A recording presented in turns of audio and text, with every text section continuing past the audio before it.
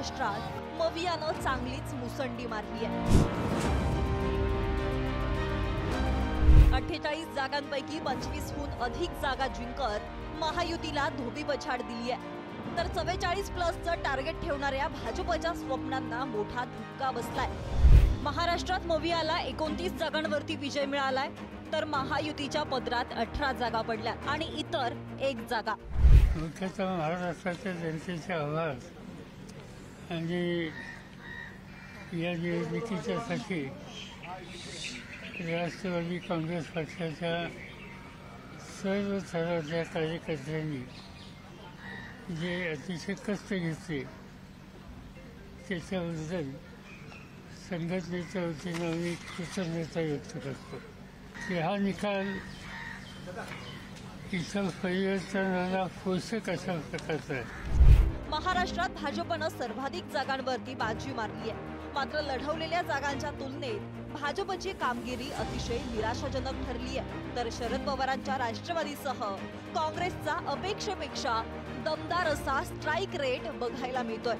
महाराष्ट्रात काँग्रेसला 13 जागांवरती विजय मिळालाय, ठाकरेंच्या शिवसेनेला 9 जागांवरती आणि शरद पवारांच्या राष्ट्रवादीला 7 जागांवर विजय मिळालाय। भाजपला 10 जागा, शिंदेच्या शिवसेनेला 7 जागा आणि अजित पवारांच्या राष्ट्रवादीला 1 जागा, सोबतच अपक्ष 1 जागा। भाजपचा जो विचार आहे तो महाराष्ट्राच्या सामान्य लोकांनी आणि तसंच देशातल्या लोकांनी नाकारलेला आहे। पुढच्या 2-3 दिवसामध्ये फार वेगळं समीकरण आपल्या सर्वांना बघायला मिळेल असं कुठेतरी मनामध्ये वाटतंय। महाविकास आघाडीचं समीकरण जे महाराष्ट्राला अख्ख्या देशाला दाखवून दिलं, तशाच प्रकारच्या काही गोष्टी या देशामध्ये पुढच्या 2 दिवसामध्ये घडतील आणि भाजप सत्तेत येणार नाही असं आमच्या सगळ्यांना वाटतं। 2019 मध्ये काँग्रेस राष्ट्रवादीची आघाडी आणि शिवसेना भाजपा युती एकमेकांविरोधात लढली होती, पण यंदा पक्षातील फाटाफुटीमुळे मविया विरुद्ध महायुती असा सामना रंगला। शिवसेनेसह राष्ट्रवादी आणि काँग्रेसमधील पडलेली फूट मवियाच्या विजयात महत्त्वाचा फॅक्टर ठरल्याचं दिसतंय।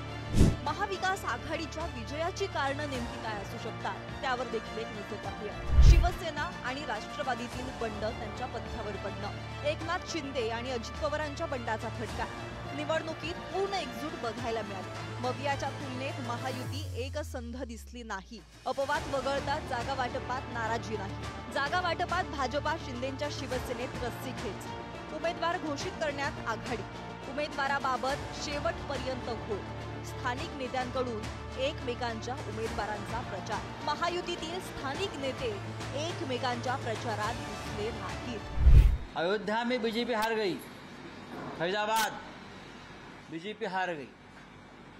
जहां इतना बड़ा इवेंट किया था मोदी जी ने, ध्यान 14 दिन का व्रत किया, कल ध्यान किया। देश की जनता ने नरेंद्र मोदी जी को नकारा है, मोदी को फेअरवेल दिया है मोदी जी। फोडाफोडीचं राजकारण आणि बंडखोरीमुळे महाविकास आघाडीला सहानुभूती मिळाल्याचं चित्र आहे। थोडक्यात एकनाथ शिंदे आणि अजित पवारांना सोबत घेणं हे मतदारांना रुचलं नाहीये। याशिवाय मराठा, मुस्लिम आणि इतर मतही मवियाच्या बाजूने झुकल्याचं दिसतंय। त्यामुळे आगामी निवडणुकांमध्ये महाराष्ट्राचं राजकारण कोणत्या वळणावर जाणार याचे संकेत या निकालात दडलेले दिसतात। ब्युरो रिपोर्ट, पुढारी न्यूज।